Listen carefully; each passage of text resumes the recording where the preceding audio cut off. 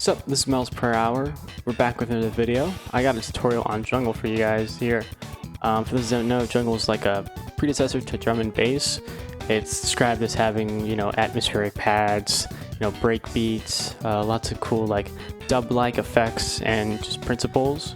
And it's a really cool style that has become one of my favorite genres of all time, and recently has had a bit of a resurgence thanks to social media platforms like Twitter and TikTok. But a lot of it has been kind of more towards the breakcore scene, I've noticed. And although thankfully there are some really great channels that are keeping that spirit alive, there still isn't a lot of source or information as to how to make this style. And it's something that I've always loved, and I've always wanted to get as accurate as possible. And I think I've gotten to the point where I'm pretty close that I think I can now show you guys how I go about doing it. A lot of people often ask me how I get that 90s sound, and a lot of it has just come from practicing how to make these genres. So for those who are interested in kind of getting that same palette, this video might be of help. Right here I've got a demo for you guys. I uploaded it on Twitter the other day and people seem to like it, so figured it would be a great place to do a breakdown. Anyways, this is what it sounds like.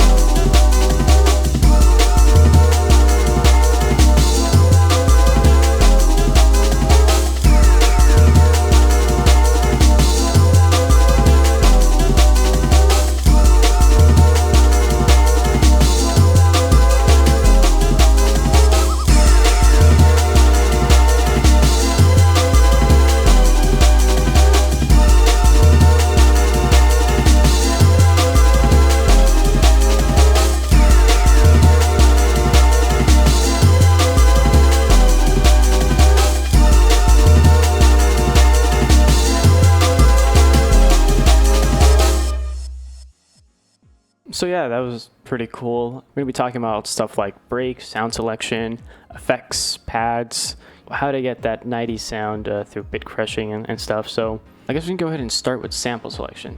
This is kind of a main thing that I really want to talk about. Considered a PSA, I guess. But if you've ever tried to make jungle, there's a good chance you're very familiar with this pack called Jungle 1989 to 1999. So Jungle is a sample pack released by Blue Martin. It's kind of been characterized as the cardinal sin of jungle at this point because of how kind of generic and overused it's become, and all the sounds here are actually ripped from actual jungle songs as opposed to being lifted from like other like sources. And you could call that the art of sampling, but I think it's a very different situation when you're sampling from the same kind of pool of genre, you know what I'm saying? Like, because I think that's the real magic of jungle, is kind of it's this really cool combination of all sorts of genres. You have a lot of fusion, a lot of kind of dub and reggae influence. So there's a lot of rave elements there too, and it's so unique when you get to blend all of that and combine different sources, which is what I've strived to do, especially in this demo where it's very second impact and third strike.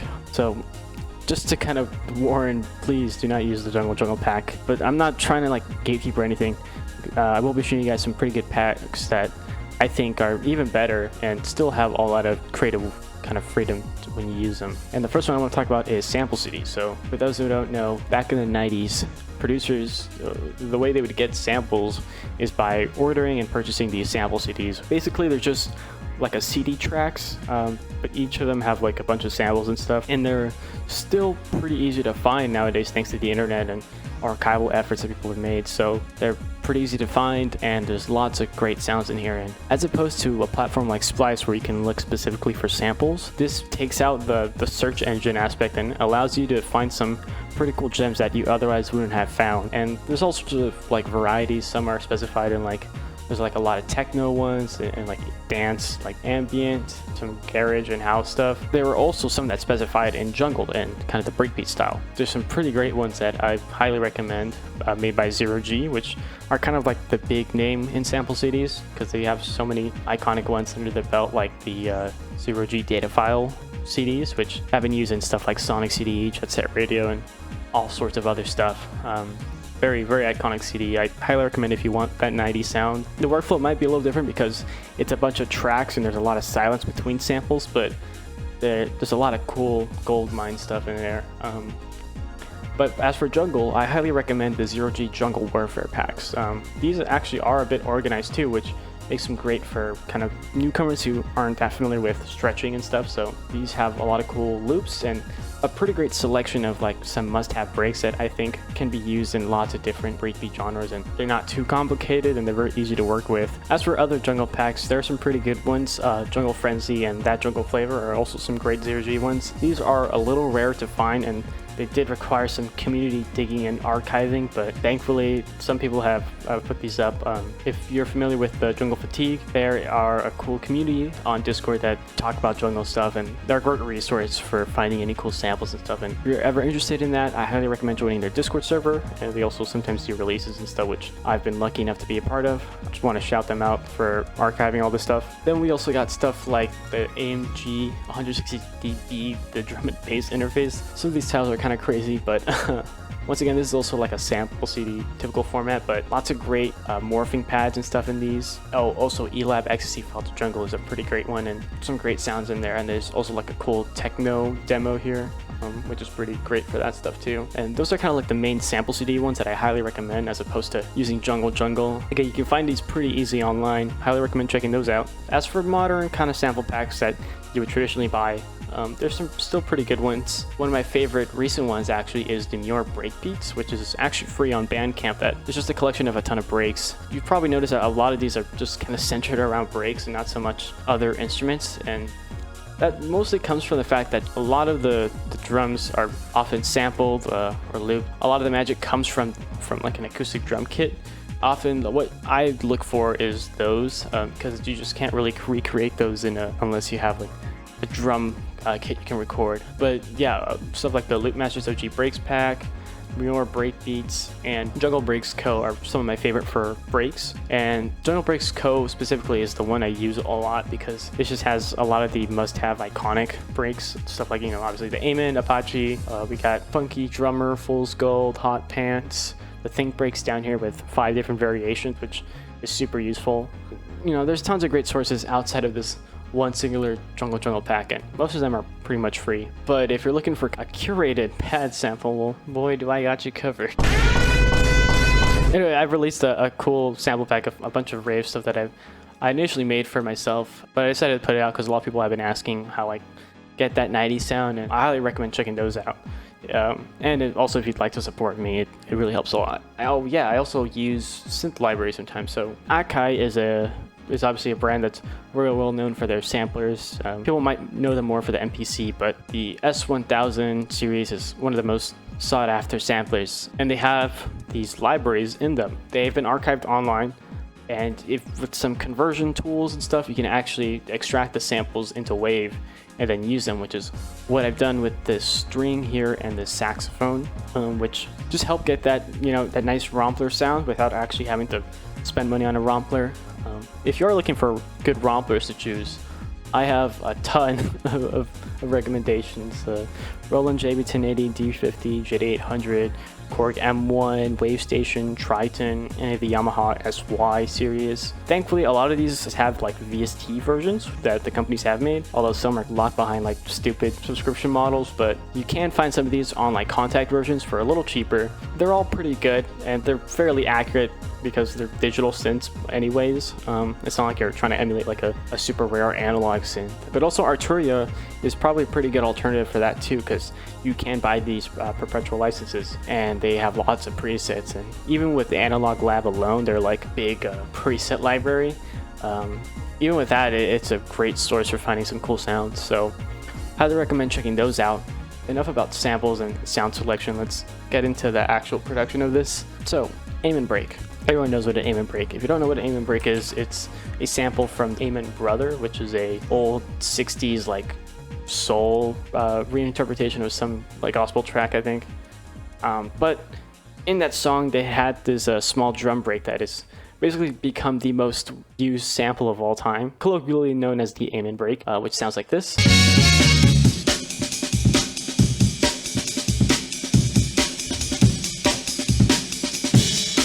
Which, I mean, I don't really even have to introduce this thing. Everyone just kind of knows what it is. It's become a meme and everything, and I don't normally like using the Aim and Break because it's become kind of very generic, but I think for familiarity's sakes, it's a great tool for kind of showcasing what you can do with breaks. because there's a lot you can kind of do with this. However, a lot of people often slap it on and use like a pre-made loop that often uses the first 2/3 of the break, while most jungle tracks back then actually gravitated more towards this last third here, which have, because it's like a full drum break, each drum and snare and the hats have a different kind of tonality and sharpness to it, which I think can help with the variation, but some just hit so much harder and they sound better, at least to my ears. And I think the last third is probably the best of the best hits of this break. I think it has to do with this kick and snare right here at the beginning. It's just very snappy.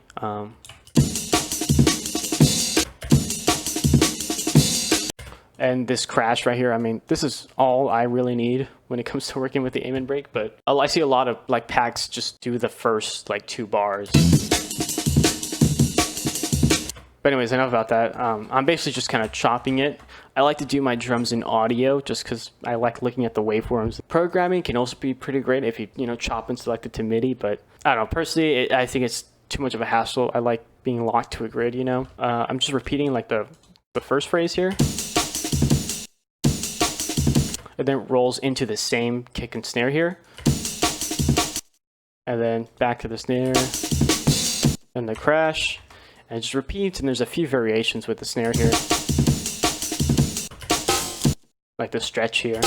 For anyone who's interested on how to make cool Akai stretching sounds within Ableton, it's actually pretty easy. All you gotta do is obviously change it to warp and then choose a texture. Now, texture basically means that it's going to try to stretch the sample by just repeating like some bits known as grains, just to fill in the space. And that's going to get you that very robotic, like tonal stretch sound, which you can use on not only breaks, but also vocals and cool like alarm effects and stuff. It's a great way for getting that old school sound, and it's pretty easy to do in Ableton. If you don't have Ableton, there is a free software I think called the Yakyuu or something like that, which will basically do the stretching for you, and it's actually a little closer to the actual unit, but I think with Ableton this is pretty good enough. But that's a great way to kind of create some cool variation, is to do the stretching. Usually when it comes to breaks, if I'm doing it by audio, I'll just have it on repitch, and then I'll occasionally switch to different warp modes and pitch it to the closest sample that we have here. As for processing, this is kind of the main, I feel like the main carrying aspect is all this like bit crush emulation we have going on here. So this is what it sounds like without any of it.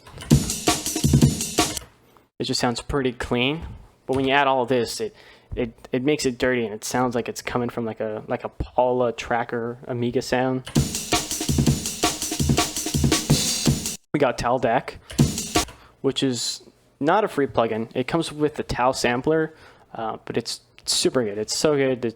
There's so much you can kind of change and move around here to basically remake any old digital DAC. We got control over the sample rate, the quality, even like the filter, like the actual sample hold. We got jitter, some drive to kind of recreate some distortion when you're running stuff through the preamp. Pretty great stuff. And you have some cool emulations, the AM6070, the S1000, and the EMU2. This jitter knob here, which is doing a lot of the dirtying.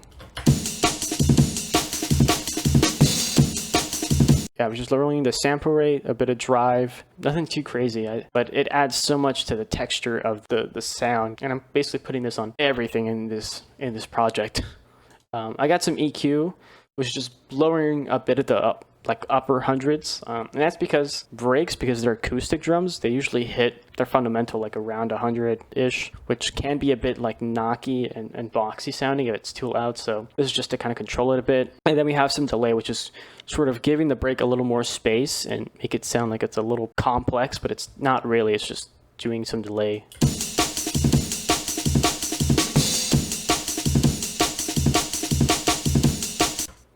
Yeah, it's a great trick that I learned from my friend Visor. What else we got? We had bongos, which are crucial to any intelligent jungle track.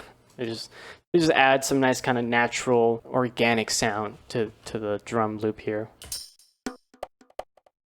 This is just like the TR-727 percussion. I just made a loop of it so that way I can easily drag it in.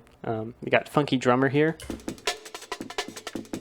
Again, another classic. This is the Powerpuff Girls intro one, but it's really great because it's very bongo-like, and it's just a good like percussion loop to add. And we also have another one here that I made myself.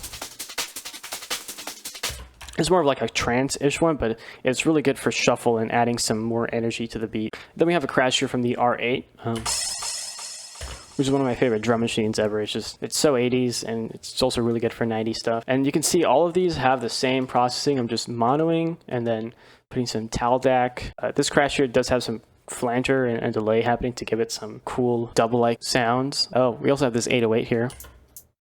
Was just playing the 808 hat. It's a very good trick for any kind of percussion element. Adding like a good mono element to a drum break can really kind of keep it together and glued. It's slower than the actual hats being played in the breaks, but I kind of like it being slow because it almost counts like as a metronome that you can actually hear, and it works pretty well with the track. So with effects, they can just kind of be anything. You can sample like any cool dub effects from sound clashes or something, or rainforest sounds, vocals, and birds. And this is actually where Splice can come in pretty handy. With Splice, they have some cool soundscape packs and stuff, so I found this cool one of a rain porch. Again, running everything through taldac. And as you can see, I'm actually repeating this every 2 bars, the exact same sample length, just to kind of make it sound like the sampler's running out of storage, so you're trying to like conserve as much length. So that's kind of cool. We got this little effects from 0G data file. Yeah. Oh, no, it's actually Ecstatic Goldmine. My bad. Not 0G data file. It's just a weird like whoosh thing. I just chopped it, put the taldac, did some EQing to avoid any car stuff, and some delay. We got this wheel up sound effect remake that I did. It's a little longer normally, but I just want to keep this the first like 2 hits. I put it pretty much all the time to kind of give it like a lasery sound, you know. Taldac and some delay as always. We got this vocal that I made. Just like some kind of generic house deep vocal. And then we got this reggae sound effect. It's just a rip from a cappella, I think. I'm just taking some random kind of reggae MC nonsense and then stretching it with some grain size, putting some delay for duplicating the vocals here to kind of make it sound like it's a laser or a siren sound effect. Once again, with the stretching and everything. But anyways, moving on, we can go into pads now. About like, I don't know, a year ago, I started making my own pads so that I could just save up a ton and then just chuck them in tracks whenever I want to use them. And it's great because now I have like a big resource for pads.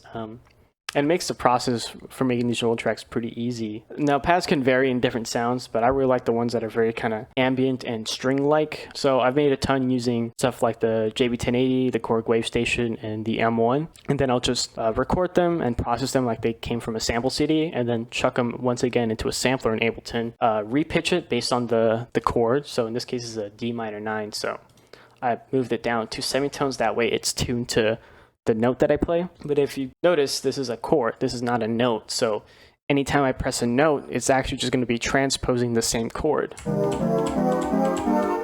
which to me is that kind of classic rave sound. Surprisingly, I see a lot of people often, like when they get a plugin like a Rave Generator, they actually start playing chords with the presets there. But in actuality, you're playing just one chord already, so you don't need to do all of that, and it ruins the chord structure. The best way to think about it is that you're basically taking like a minor 9th chord, which is what I have here, and just pitching it up and down.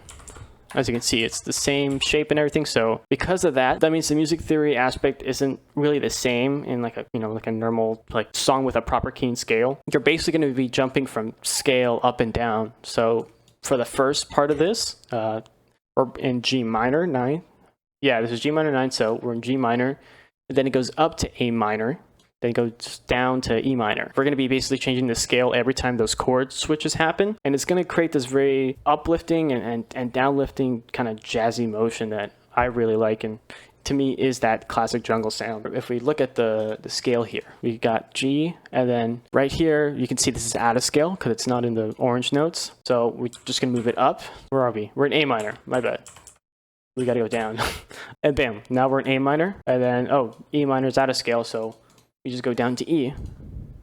and it's not in scale because why? Oh, because we're in F. Yeah, that's right. So because we're in the second half here, we're actually changing to F, which is going to change the tension. I wanted to kind of compensate for both, so I kind of mixed E minor and F minor a bit, but it's nothing too crazy.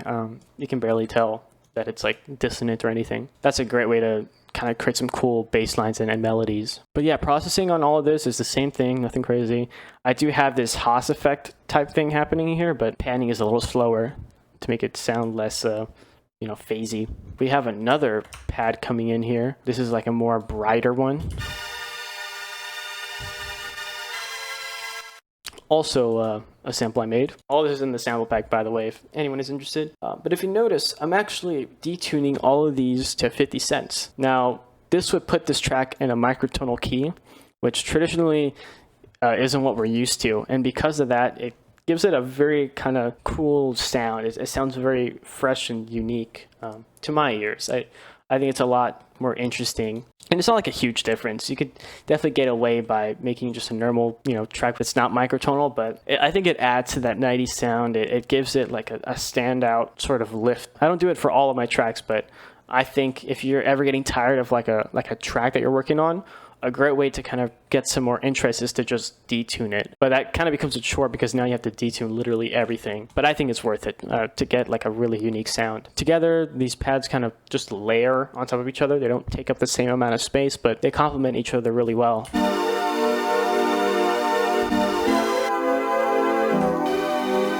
Obviously, the higher one's a little more reverb and stereo, but I kind of like that, so I'm rolling with that. We have this string and tenor sax here, which come from the yakyuu library I was talking about. These are just random like one-shots that I found, and then I'm looping them here. I like doing this loop feature with strings, especially because as it cycles and you're going up, it actually goes a little faster, which gives it that kind of tracker cheapness sound because like you don't have any more length to kind of work with. At lower rates, it's not too noticeable, but if we go higher up,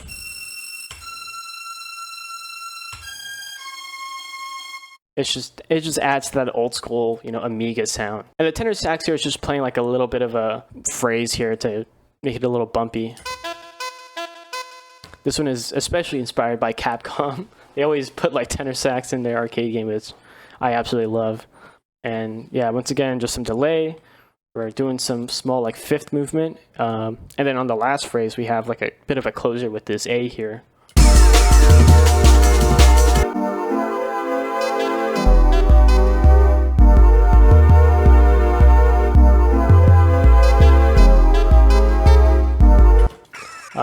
I just kind of like that. It keeps it interesting. But on the second half, we cut out the tenor sax and switch it for the string, which is not playing a chord, which means we can kind of make a melody with it. And what we're doing here is that we're trying to complement these different key changes. So again, I'm constantly changing keys here just to make a cool little like melancholic sounding melody.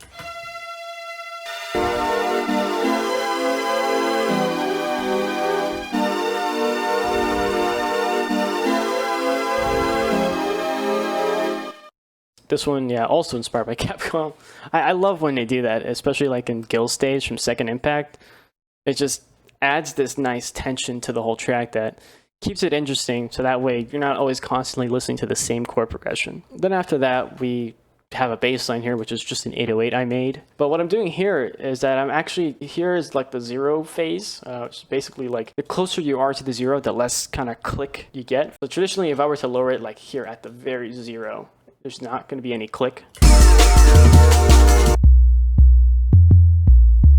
Like the only real click is you're getting from the pitch envelope, but if I were to raise it up, you can hear like a very subtle high-end click.